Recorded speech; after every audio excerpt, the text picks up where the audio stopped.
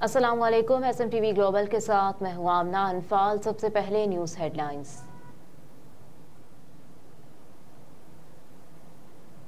Sindh assembly के नौमुंतखब अरकान ने हलफ उठा लिया। अपोजिशन का एहतजाज। सिंध असम्बली का पहला इजलास 40 मिनट की ताखीर से स्पीकर आगा सिराज दुरानी की ज़ेर सदारत शुरू हुआ, जिसका बाकायदा आगाज तिलावत कुरान पाक से हुआ, जिसके बाद नात रसूल पेश की गई। इजलास में नौमुंतखब अरकान असम्बली ने हलफ उठाया, जबकि स्पीकर असम्बली आगा सिराज दुरानी ने अरकान असम्बली से हलफ लिया।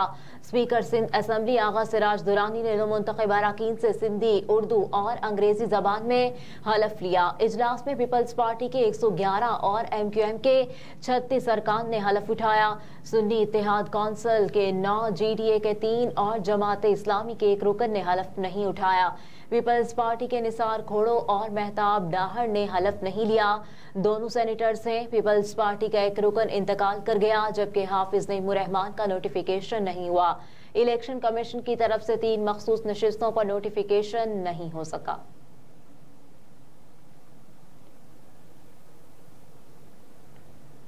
साइफर तोशाखाना केस में बानिया PTI की दोनों अपीलों पर हाईकोर्ट का खुसूसी बेंच तश्कील दे दिया गया।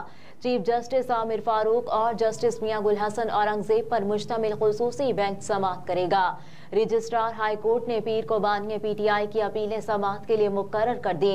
साइफर केस में शाह महमूद कुरैशी की अपीलें भी पीर को समाअत के लिए मुकर्रर की गई हैं, जबकि बुशरा बीबी की तोशाखाना अपील भी समाअत के लिए मुकर्रर कर ली गई। बानिया PTI शाह महमूद कुरैशी और बुशरा बीबी की सजा मुअत्तल करके जमानत पर रिहाई की दरखास्तें भी साथ ही सुनी जाएंगी।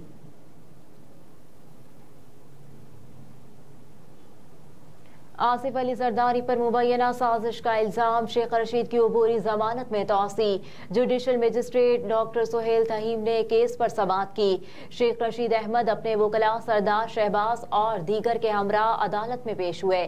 दौरान समाअत अदालत ने इस्तफसार किया कि शेख साहब पहुंच गए, तबीयत कैसी है, जिस पर शेख रशीद ने जवाब दिया कि जी पहुंच गया, तबीयत कुछ ठीक नहीं है। अदालत में शेख रशीद के वकील सरदार शहबाज ने कहा कि सीनियर काउंसिल सरदार अब्दुल रज़ाक ने दलाल देने हैं, वो हाई कोर्ट इलेक्शन में मसरूफ हैं, आइंदा समाअत पर दलाल देंगे। शेख रशीद ने कहा कि रमजान के बाद की कोई तारीख दे दें। अदालत ने शेख रशीद अहमद की अबूरी जमानत में तौसी कर दी। अदालत ने आइंदा समाअत पर दलाल तलब करते हुए समाअत मुलतवी कर दी।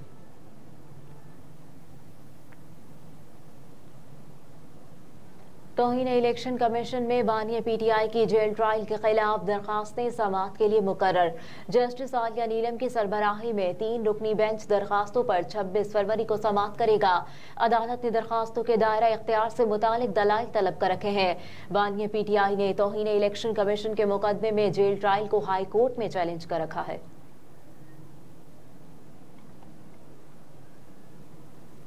तहरीके इंसाफ के रहनुमा शहजाद वसीम ने कहा कि सारी कौम ने देखा, इस इलेक्शन के हकीकी विनर पाकिस्तानी अवाम है। इस्लामाबाद में सेशन कोर्ट में मीडिया से गुफ्तगू करते हुए शहजाद वसीम बोले कि पाकिस्तान के अवाम ने इस इलेक्शन में साबित किया उनका जमहूरियत पर गैर मुस्तहकम ईमान है। इलेक्शन में धांधली के इल्जामात लगे हैं, उन पर मुतालिका फोरम पर तहकीकात होनी चाहिए। कहा कि पंजाब में किसी हद तक मामला टाइट रहा, जिसका जो मैंडेट है उसका एहतराम होना चाहिए। जहां पर भी शिकायत है उनकी तहकीकात होनी चाहिए और बर वक्त होनी चाहिए। ये नहीं होना चाहिए कि मुद्दत पूरी कर लें फिर रिजल्ट आए। रहनुमा PTI ने कहा कि पार्लियामेंटेरियन पर यह जिम्मेदारी आयद होती है कि वो सबसे पहले इंतखाबी इस्लाहात के लिए इकट्ठे बैठे। सिस्टम को मजीद बेहतर बनाने के लिए किरदार अदा करना होगा। सबको सबक सीख लेना चाहिए।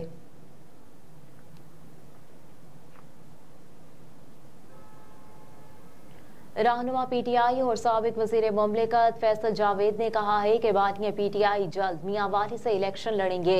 वज़ीर आज़म पाकिस्तान का हलफ उठाएंगे। फैसल जावेद खान ने सेशन कोर्ट में मीडिया से गुफ्तगू की। कहा कि जितने मासूम और बेगुनाह लोग हैं, दुआ है अपनों में वापस आ जाएं। बानिया PTI उनकी अहलिया समेत जितने बेगुनाह लोग गिरफ्तार हैं, सब रिहा होंगे। सहाफ़ी के सवाल पर 9 मई के बाद आप सब मंजर आम पर आए, कोई डील हुई है? फैसल जावेद ने ने जवाब दिया कि बानिए PTI का 9 मई के हवाले से मौक़िफ़ क्लियर है। इस पर जुडिशल इंक्वायरी होनी चाहिए। जो भी गुनाहगार है उनको सजा मिलनी चाहिए।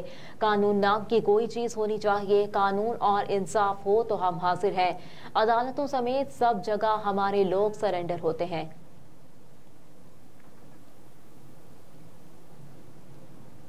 स्पीकर सिंध असम्बली आगा सिराज दुरानी ने कहा कि एहतजाज करने वालों को शर्म आनी चाहिए। असम्बली की तौहीन बर्दाश्त नहीं करेंगे। सिंध असम्बली के बाहर मीडिया से गुफ्तगू करते हुए आगा सिराज दुरानी ने कहा कि अगर इंतखाबात में धांधली हुई है तो अदालत के दरवाजे खुले हैं। धांधली हुई है तो इलेक्शन कमीशन के ट्रिब्यूनल चले जाएं। पूरा सिंध हमारे साथ है। हमने सिंध में फतह हासिल की है। कहा कि नए और पुराने मेंबरान को खुशामदीद कहता हूँ। हमें किसी से डर नहीं लगता। ये अभी से नहीं बल्कि शहीद जुल्फिकार अली भुट्टो के जमाने से इलेक्शन लड़ते आ रहे हैं और हारते आए हैं। मजीद कहा कि सिंध असम्बली के बाहर सियासी जमातों के एहतजाज से उन्हें कोई फर्क नहीं पड़ता।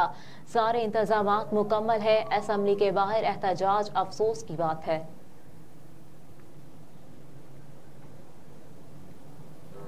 कराची में डकैती और इक़दाम कत्ल की वारदातों में मुलव्विस इंतहाई मतलूब मुल्जिम गिरफ्तार कर लिया गया। तर्जुमान रेंजर्स के मुताबिक रेंजर्स और पुलिस मज़ार कायद से मुत्तसिल इलाके प्रेडी स्ट्रीट में मामूल की स्नैप चेकिंग कर रहे थे। मुश्तबा मोटरसाइकिल सवार को रोकने का इशारा किया तो मुल्जिम ने पुलिस और रेंजर्स पर फायर खोल दिया। पुलिस की जवाबी फायरिंग में मुल्जिम जख्मी हुआ। तर्जुमान के मुताबिक गिरफ्तार मुल्जिम की शनाख्त महबूब के नाम से हुई। मुल्जिम से असलहा व एमुनेशन बरामद कर लिया गया। तर्जुमान रेंजर्स के मुताबिक मुल्जिम ने डकैती, राहजनी, कत्ल, इक़दाम कत्ल, रेंजर्स एहलकार सिपाही रमजान शहीद के कत्ल में मुलव्विस होने का इंकशाफ किया है।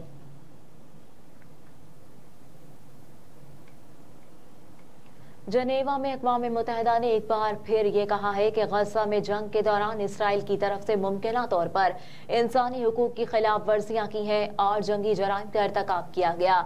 अरब मीडिया के मुताबिक ये बात अक़वाम मुत्तहिदा के इंसानी हुकूक के लिए कमिश्नर वोल्कर टर्क ने एक रिपोर्ट में कही। अक़वाम मुत्तहिदा के इंसानी हुकूक कमीशन की ये रिपोर्ट साल 2023 में फ़लस्तीनी इलाकों में इंसानी हुकूक की सूरत हाल से मुतालिक है।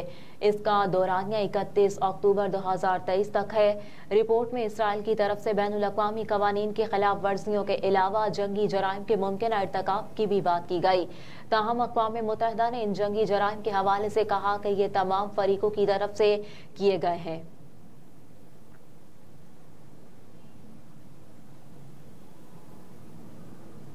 और इसराइली फोर्सेस के फजाई हमले में हिजबुल्लाह के जंगजू समेत 3 अफराद जाँ बहक हो गए। गैर मुल्की मीडिया रिपोर्ट्स के मुताबिक लिबनानी हिजबुल्लाह ग्रुप ने समाजी राब्ते की वेबसाइट पर बताया कि जनूबी लिबनान में इसराइली हमलों के नतीजे में एक जंगजू और तिबी अमले के 2 कारकुन मारे गए। मोहम्मद हसन तराफ का ताल्लुक बलीदा कस्बे से था, जबकि पैरामेडिक्स मोहम्मद इस्माइल और हुसैन खलील भी मरने वालों में शामिल। सिक्योरिटी जराये ने बताया कि तीनों अफराद इसराइली बमबारी में मारे गए, जिसमें जनूबी लिबनान में हिजबुल्लाह से वाबस्ता एक शहरी दिफा के मरकज को निशाना बनाया गया। दूसरी जानिब इसराइली फौज का कहना है कि सरहद के करीब बलीदा कस्बे में हिजबुल्लाह से ताल्लुक रखने वाले जंगजुओं को एक फौजी इमारत में दाखिल होते देखा। मॉनिटरिंग के बाद लड़ाका तैयारों को अलर्ट किया और इमारत पर हमला किया गया। हेडलाइंस आप जान चुके। न्यूज स्टूडियो से फिल वक्त इतना ही। आप देखते रहिए SM TV ग्लोबल।